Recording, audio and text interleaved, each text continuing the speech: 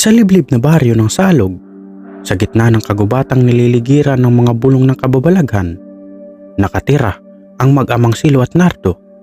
Si Silo ay isang veteranong tindero ng isda, sanay sa maghapong pagbibisikleta at pagbinta mula sa bayan hanggang sa baryo. Ang kanyang anak na si Nardo, 16 na taong gulang, ay palaging kasama sa biyahe bilang katuwang sa pagtitinda. Sa kabila ng hirap ng buhay, masayahin at maasikaso si Nardo habang si Silo ay tahimik ngunit matalas ang pakiramdam. Hindi nila batid noong una na ang Salog ay hindi basta ordinaryong baryo. Kilala ito sa bayan dahil sa mga kwentong kinasasangkutan ng mga misteryosong pagkawala ng tao at hayop. Ngunit sa kabila ng mga babala ng mga nakakatanda, patuloy pa rin silang pumupunta roon upang magtinda. Ang baryong iyon kasi ang pinakamalakas bumili ng kanilang paninda, subalit ang hindi nila alam, ang malalaking isda at sariwang karne ay hindi lamang pagkain ng mga tao sa Salog. Ito rin ang kinagigiliwan ng mga nilalang na umiiral sa dilim. Madilim pa nang gisingin ni Silo si Nardo. Dumadagundong ang ingay ng mga tahig na kahoy habang naglalakad si Silo papunta sa kanilang bangka. Sa harap ng maliit nilang kubo, nakalambitin ang mga lambat, nakakatapos lang linisin noong nakaraang gabi. "Bangon na, Nardo! Maaga tayong darating sa Salog," wika ni Silo habang sinisilip ang kulambo ng kanyang anak. "Opo pa," sagot ng binatilyo habang hinahanap ang tsinelas sa ilalim ng papag. Habang hinahakot nila ang laman ng bangka, hindi napigilan ni Nardo ang sariling magtanong, "Pa, bakit kaya parang kakaiba ang baryo ng Salog? Parang palaging malamig kahit tanghali na." Ngumiti si Silo, ngunit bakas sa kanyang mga mata ang alinlangan. "Ang Salog ay may sariling lihim, anak. Pero wag mo nang alamin pa. Basta gawin lang natin ang trabaho natin, tapos alis agad." Makalipas ang ilang oras, sakay na sila ng kanilang bisikleta na may sidecar kung saan nakalagay ang kanilang mga paninda. Habang tinatahak nila ang madamong daan papunta sa baryo, napansin ni Nardo na tila mas tahimik ang kagubatan kaysa sa karaniwan. Ang mga ibon at kuliglig ay parang hindi nagpaparamdam, ngunit biniliwala niya ito. Iniisip na baka masyado lang siyang nagiging praning. Pagdating nila sa Salog, sinalubong sila ng mga tao sa plaza. Tahimik at walang imik ang mga residente, ngunit sabik ang kanilang mga mata sa mga isda. Halos maubos agad ang paninda nila, subalit habang naglalakad sila pauwi, nakaramdam si Silo na may nagmamasid sa kanila mula sa kakahuyan. Hindi niya ito pinansin, ngunit sinabihan ni Nardo na huwag na munang bumalik sa baryo kung hindi kinakailangan. Ilang araw ang lumipas. Napansin ni Silo na parang kakaunti na ang tao sa Salog. Habang nagtitinda, inabutan siya ng matandang babae ng isang kahon. "Para ito sa inyo. Huwag ninyong buksan dito," bulong nito habang tumingin sa paligid na parang natatakot. Pag-uwi sa kanilang kubo, binuksan nila ang kahon. Sa loob ay may punit-punit na mga pahina ng isang lumang aklat. May nakasulat na babala, "Lumayo kayo sa baryong ito. Ang aswang ay hindi kumakain ng isda lamang." Nagtagpo ang tingin ni Silo at Nardo. "Pa, ibig sabihin ba nito?" Hindi na natapos ni Nardo ang sasabihin nang biglang may narinig silang kaluskos sa likod ng bahay. Hawak ang itak, dahan-dahang lumapit si Silo sa bintana. Sa ilalim ng liwanag ng buwan, nakita niyang parang may malaking aso na nagmamasid mula sa kagubatan. Pero kakaiba ang anyo nito. Matulis ang mga ngipin at parang tumititig sa kanila nang may mali siya. Kinabukasan, nagpasya si Silo na maghanda. Pinilinan niya si Nardo na magtali ng bawang sa paligid ng kanilang kubo. Habang abala sa paghahanda, dumating ang isa pang tindero, si Mang Pablo. "Silo, nakita mo ba si Tiago? Siya yung nagtitinda rin sa Salog. Nawawala siya simula nung nakaraang linggo," tanong nito. Napakunot ang noo ni Silo Alam niyang hindi na ito pangkaraniwang sitwasyon. "Pablo, huwag ka nang pumunta sa salog. Delikado roon." Ngunit hindi nakinig si Pablo at umalis na may daladalang paninda. Nang sumunod na gabi, narinig ni Silo at Nardo ang malakas na iyak ng isang lalaki mula sa direksyon ng kagubatan. Humigpit ang hawak ni Silo sa kanyang itak, habang si Nardo ay hawak ang batong alkitran na ibinigay ng kanilang lola bilang proteksyon. Lumabas sila ng kubo at tumungo sa pinagmumula ng iyak.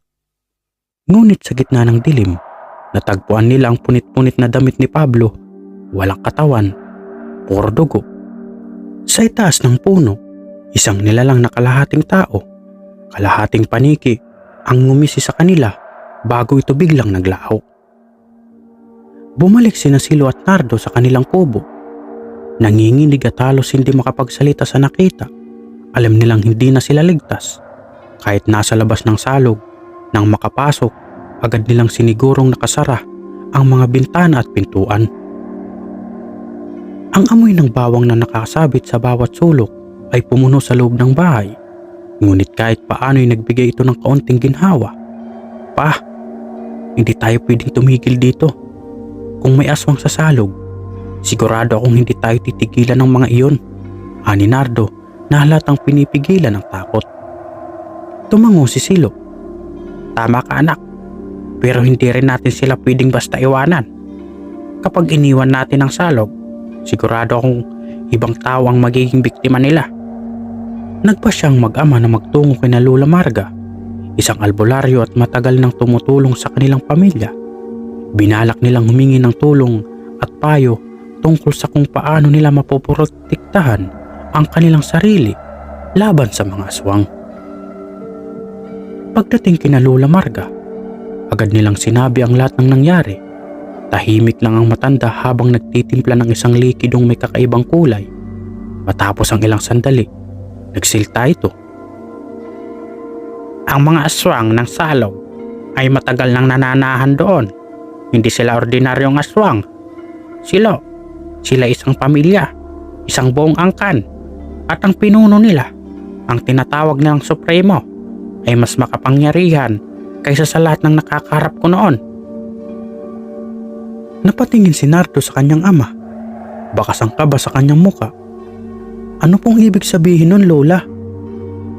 Wala na ba kaming magagawa?" "Meron, pero kailangan ninyong maging handa. Ang anting-anting ng lolo mo ay nasa akin pa rin. Kailangan mo itong gamitin. Ngunit tandaan mo, hindi ito sapat para patayin ang Supremo. Kailangan mong gamitin ang talino at tapang mo para sila'y malanse," wika ng matanda habang iniaabot ang isang maliit na pulsiras na yari sa pinaghalong bakal at ginto. Dagdag pa ni Lola Marga, "Ang Supremo ay hindi agad-agad nagpapakita. Ipapadala niya muna ang kanyang mga tauhan para subukan kayo. Kung hindi kayo magpapakita ng kahinaan, saka lang siya lalapit." Kinagabihan, habang nagbabantay sa kubo, naramdaman ni Silo at Nardo ang malamig na hangin na tila bumalot sa buong paligid. Walang ingay ng kuliglig o huni ng ibon. Tanging kaluskos ng mga dahon sa labas ang kanilang naririnig. "Nardo, hawakan mo ang batong ibinigay ni Lola Marga at huwag kang aalis sa tabi ko," mahigpit na bilin ni Silo habang hawak ang kanyang itak na may nakapahid na langis mula sa anting-anting. Biglang nag-ingay ang mga aso sa paligid. Ilang saglit pa, nakita nilang may gumagalaw sa madilim na bahagi ng bakuran. "Ah, ano yun?" Pabulong na tanong ni Nardo. Nanlalaki ang mga mata. Dahang-dahang lumapit si Silo sa bintana. Sa ilalim ng liwanag ng buwan, nakita niyang tatlong nilalang na parang tao, ngunit may mahabang mga kuko at dilaw na mata. Tumatawa ang isa sa kanila. Pinapakita ang matatalim nitong ngipin. "Malalaman naming masarap ang laman mo, Silo," sabi ng isa sa malalim na tinig habang dahang-dahang lumalapit. Hindi na naghintay si Silo. Agad niyang binuksan ang pinto, hanga ng itak. "Kung gusto ninyo ng laban, dito kayo sa loob," sigaw niya, hinahamon ng mga nilalang. Tumawa ang isa pang aswang at sumugod sa kanya. Sa isang mabilis na galaw, naiwas-iwas ni Silo ang itak at tinamaan ng nilalang sa balikat. Sumirit ang kulay itim na dugo mula sa sugat nito at ang aswang ay napasigaw ng malakas. "Pa! Sa likod mo!" sigaw ni Nardo. Agad na tumalon si Silo at dumulas ang pangalawang aswang sa sahig na may nakakalat na asin. Samantala, si Nardo ay nahabol ng ikatlong aswang. Hinagis niya ang batong alkitran sa nilalang at nang tamaan ito, tila nalalamukos ang mukha nitong habang umuusok ang balat. "Sunugin ang katawan nila!" sigaw ni Silo matapos patayin ng pangalawang aswang. Agad nilang sininlaban ang mga katawan gamit ang langis na ibinigay ni Lola Marga. Kinabukasan, habang inaabo ang mga bangkay ng mga aswang sa bakuran, tahimik na pinag-uusapan ng mag-ama ang kanilang susunod na hakbang. Kahit na inaipanalo nila ang unang laban, alam nilang mas malaki ang panganib na nag-aabang. "Pa, babalik pa ba tayo sa salog? Baka doon na tayo sa salakay ng Supremo?" tanong ni Nardo habang sinusuri ang naiwang marka ng kuko sa pinto ng kubo. Tumango si Silo. "Oo anak, pero hindi para magtinda. Kailangan nating malaman kung paano natin sila matatalo. Ang baryo ng Salog, ang teritoryo nila. Doon natin matutunto ng Supremo."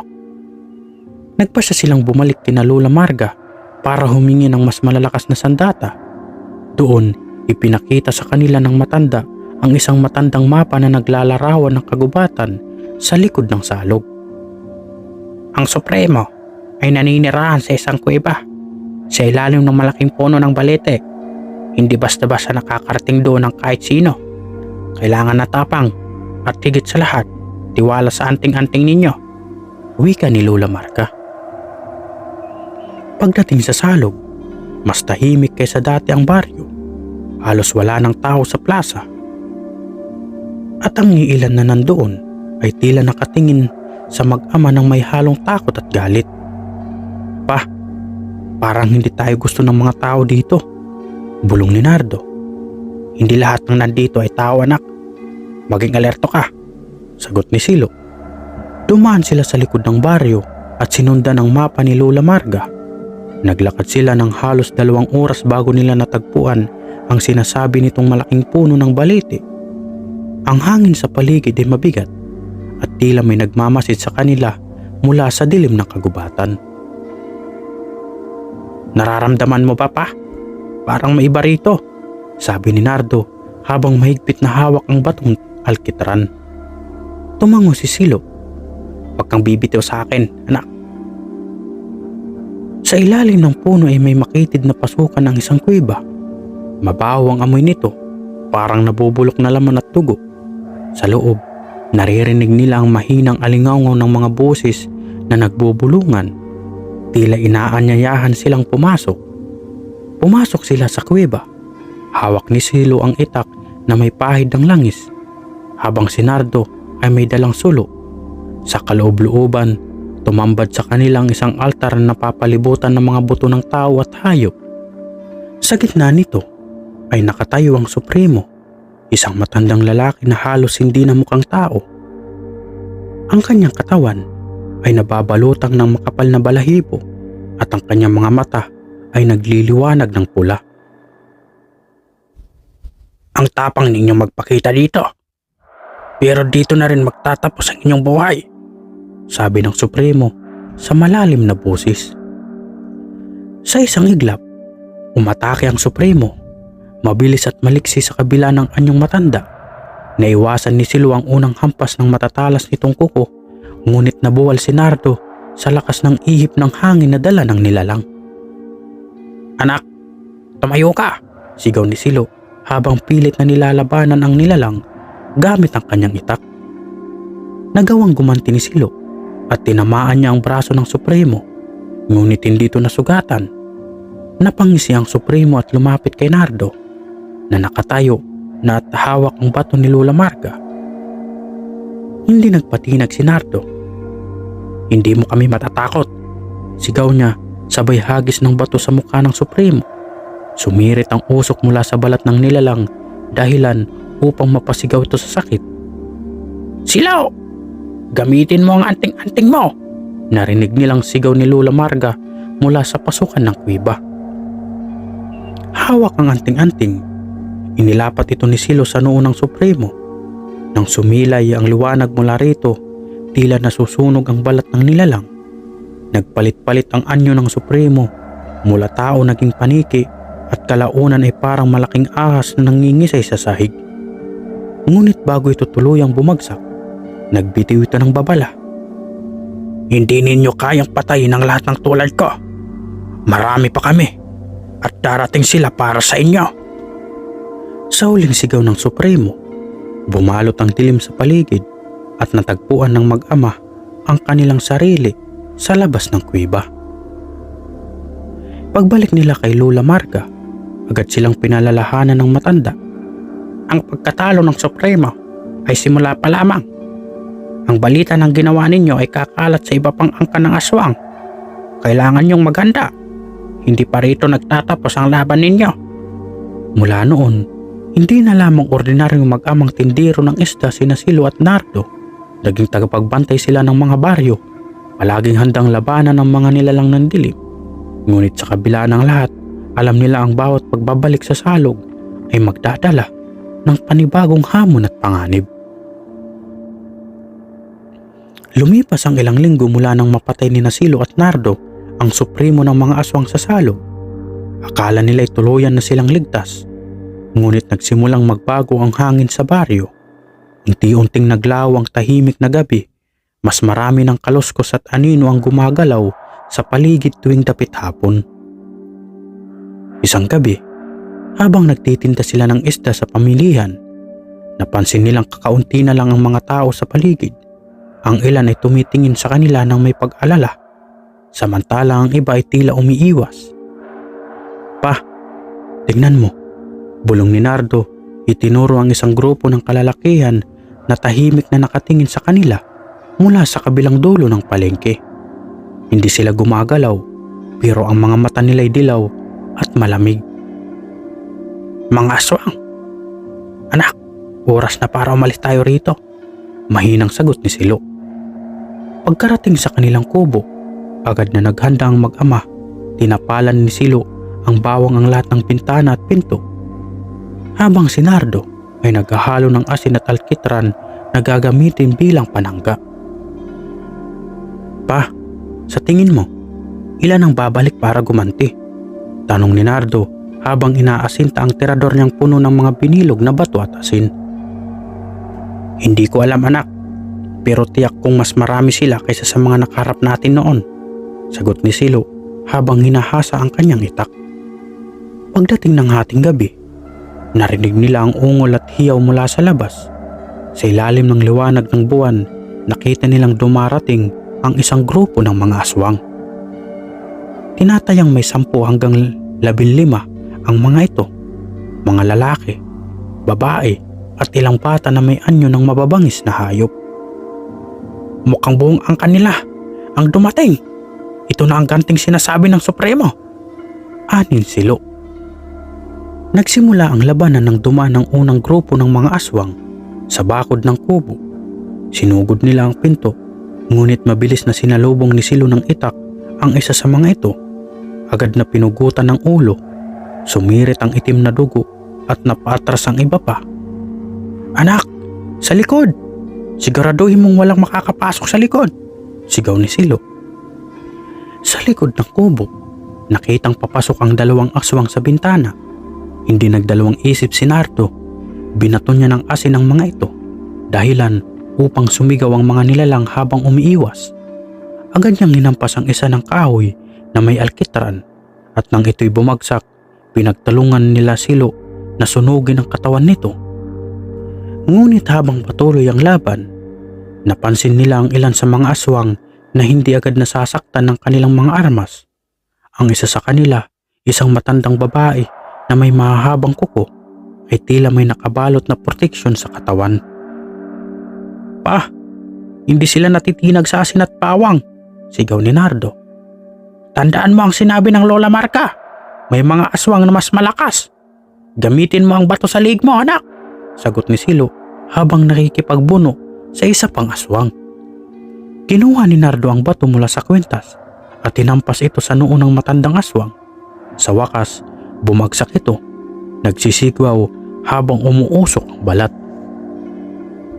Habang unti-unting nauubos ang mga aswang, naramdaman ng mag-ama ang pagyanig ng lupa. Sa dilim ng kagubatan, lumitaw ang isang mataas na figura na halos kasing laki ng puno. Isang halimaw na may anyo ng tao, ngunit may ulo ng paniki at mga pakpak na tila yari sa balat ng ahas. Ang bagong supremo! Bulong ni Silo, nanlalaki ang mga mata. Sumugod ang halimaw at halos masira ang dingding ng kubo. Sa isang iglap, naiwasan ni Silo ang isang hampas nito. Ngunit tinamaan siya ng isa pang galamay sa tagiliran, dahilan upang mabuwal siya. Papa! Sigaw ni Nardo. Ngunit bago siya makalapit, nasapo siya ng isa pang galamay ng halimaw. Sa huling lakas, kinuha ni Silo ang pulsiras na bigay ni Lola Marga. Inilagay niya ito sa kanyang itak na agad na kumislap ng maliwanag na liwanag. Nardo! Isara mo ang mga mata mo!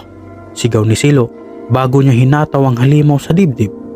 Naglaho ang ilaw sa paligid at narinig ang isang nakakabinging sigaw mula sa Supremo bago ito bumagsak sa lupa. Nang mag-umaga, nakita ni Silo at Nardo ang abo ng Supremo sa gitna ng kanilang bakuran, ngunit alam nilang hindi pa rin tapos ang kanilang laban. Babalik sila, anak, at mas malalakas pa, wika ni Silo habang pinupulot ang sirang itak. Tutulungan tayo ni Lola Marga. Magpapalakas tayo pa. Hindi natin nahayaang bumagsak ang baryo, sagot ni Nardo. Mula noon, ang mag-amang tindero ng isda hindi na lamang tagapagbantay ng salog. Sila'y naging alamat sa mga baryo, mga mandirigmang handang lumaban sa dilim para protektahan ang kanilang mga kababayan. Kumalat sa buong bayan ang kwento ng mag-amang tindero ng isda na nagawang patumbayan ng Supremo ng aswang. Sa mga karatig baryo, naging usap-usapan ang kanilang kabayanihan. Ngunit kasabay nito, ang babala, mas marami pang panganib ang paparating. Isang umaga, habang abala sina Silo at Nardo sa paglilinis ng kanilang bakuran, dumating si Lola Marga.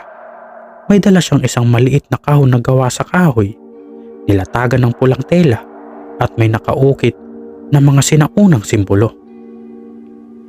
Ito na ang panahon para gamitin ninyo ito, sabi ni Lola Marga habang binubuksan ang kahon.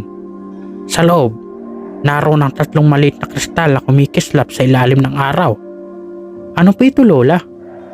Tanong ni Nardo, tinitingnan ang mga kristal na may pagtataka. Mga taglay na lakas ng mga sinaunang mangdirigma. Ang bawat kristal na ito ay may kapangyarihang magbibigay sa inyo ng dagdag na proteksyon at lakas. Ngunit tandaan ninyo, ang paggamit nito ay may kapalit, babala ni Lola Marga. Habang sinusuri ang mga kristal, dumating ang isang hindi naaasahang bisita. Isang matandang lalaki, may dalang baston na tila yari sa punong kahoy ng baliti. Ang lumapit sa kubo, ang kanyang mukha ay puno ng piklat at ang kanyang mga mata ay tila may liwanag na hindi pangkaraniwan. Ako si Mang Ingo, isang mangkukulam na dating tumulong sa baryo ng Salog, wika ng matanda. Mangkukulam? Ani Nardo, agad na nagduda. Tumawa si Mang Ingo. Haha, hindi lahat ng mangkukulam ay masama. Binata, ako ang isa sa mga unang lumaban sa Supremo noon. Ngunit kailangan kong umatras ng dumami ang kanyang mga tauhan. Ngayon, narinig kong kayo ang tumapos sa kanya. Kaya nandito ako para tumulong. Bagamat may alinlangan si Silo, napagpasyahan nilang tanggapin si Mang Ingo bilang kaalyado. Sa gabing iyon, ipiniliwanag niya ang higit na malalim na lihim tungkol sa angkan ng mga aswang. Hindi nagtatapos sa baryo ang salog ang kanilang saklaw. Ang angkan ng Supremo ay bahagi lamang na mas malawak na grupo. May mas malalakas pang nilalang ang nagkukubli sa mas malayong kagubatan, paliwanag ni Mang Ingo.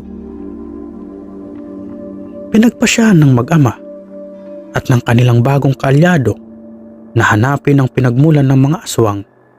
Ayon kay Mang Ingo, matatagpuan ito sa isang malaking gubat na nasa pagitan ng 3 bundok. Doon daw matatagpuan ang sentro ng kapangyarihan ng mga aswang, isang sinaunang altar na pinanggagalingan ng kanilang lakas. Bago sila umalis, muling panilalahanan ni Lola Marga ang mag-ama. Huwag ninyong gamitin ang kristal na hindi niyo naiintindihan ang kanilang kapangyarihan. Kapag nagkamali kayo, baka ito pa ang maging dahilan ng iyong kapamahakan. Naglakbay sila ng 3 araw bago narating ang malaking gubat. Ang paligid nito ay tila may buhay. Ang mga puno'y nag-iingay kahit walang hangin at ang lupa ay tila gumagalaw sa bawat takbak nila. Nararamdaman ko ang kanilang presensya, sabi ni Silo habang mahigpit na hawak ang kanyang itak. Sa gitna ng gubat, natagpuan nila ang isang mataas na bato na puno ng ukit ng mga mukha ng taong hayop. Mula rito, narinig nila ang mababang ungol na tila nagmumula sa kailaliman ng lupa. Handa na ba kayo? Tanong ni Mang Ingo na ngayon ay hawak ang kanyang baston habang nag-iipon ng enerhiya. Biglang lumitaw ang 3 aswang mula sa dilim ng gubat. Ang mga ito'y mas malalaki at mas mababangis kaysa sa mga nakaharap nila noon. Ang kanilang mga mata ay kumikinang sa dilim at ang kanilang balat ay tila yari sa bakal. Akala namin matatapos na ang lahi ninyo, sabi ni Silo habang humahakbang palapit sa mga nilalang.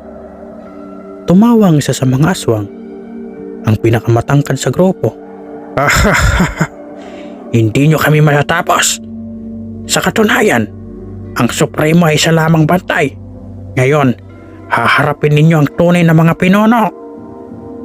Nagsimula ang laban at mabilis na napansin ng mag-ama na iba ang antas ng lakas ng mga bagong kalaban.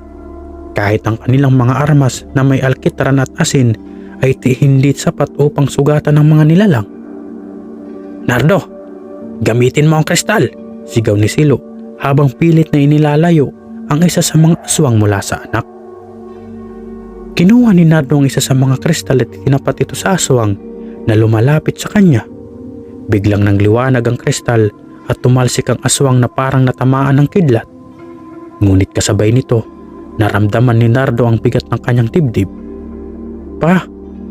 Parang hinihigop ng kristal ang lakas ko, sabi niya na nanginginig. Bitawan mo muna yan, anak, sigaw ni Silo. Samantala, si Mang Ingo ay abala sa pagbuo ng mahika gamit ang kanyang baston. Sa wakas, naglabas siya ng alo ng apoy na tumama sa isa pang aswang. Ngunit sa kabila ng lahat, nananatiling buhay ang mga kalaban. Habang papatindi ang labanan, napansin nila ang altar ay unti-unting nagliliwanag. Mula rito, isang anino ang lumitaw. Isang halimaw na mas malaki at mas nakakatakot kaysa sa anumang nakita nila. Siya ang dakilang Supremo, sabi ni Mang Ingo, halos mawalan ng lakas sa tindi ng enerhiya na nagmumula sa nilalang. Sa pagkakataong iyan, kinakailangan ni Silo na gumawa ng mabigat na desisyon. Kinuha niya ang natitirang 2 kristal mula sa kahon at inilapit ito sa altar. Anong ginagawa mo pa? Sigaw ni Nardo. Ang mga kristal ay hindi lamang panangga. Sila rin ang susi para sirain ang kanilang lakas, sagot ni Silo. Ibinagsak niya ang 2 kristal sa altar, dahilan upang sumabog ito ng liwanag na halos magpawala ng kanilang pandinig at paningin. Nang humupa ang liwanag, wala nang bakas ng mga aswang, pati na ang dakilang Supremo. Pagbalik sa kanilang baryo, iniwan ng mag-ama ang pagtitinda ng isda. Naging pantay sila ng mga baryo sa paligid, tinutulungan ng mga nangangailangan laban sa natitirang banta ng dilim. Bagamat nawala na ang mga kristal, nananatili ang kanilang alamat. Sa tuwing magdidilim ang kalangitan, ang kwento ng mag-amang tindero ng isda ay magsisilbing paalala na kahit sa gitna ng takot, ang tapang at pananampalataya ay laging mananaig. Wakas,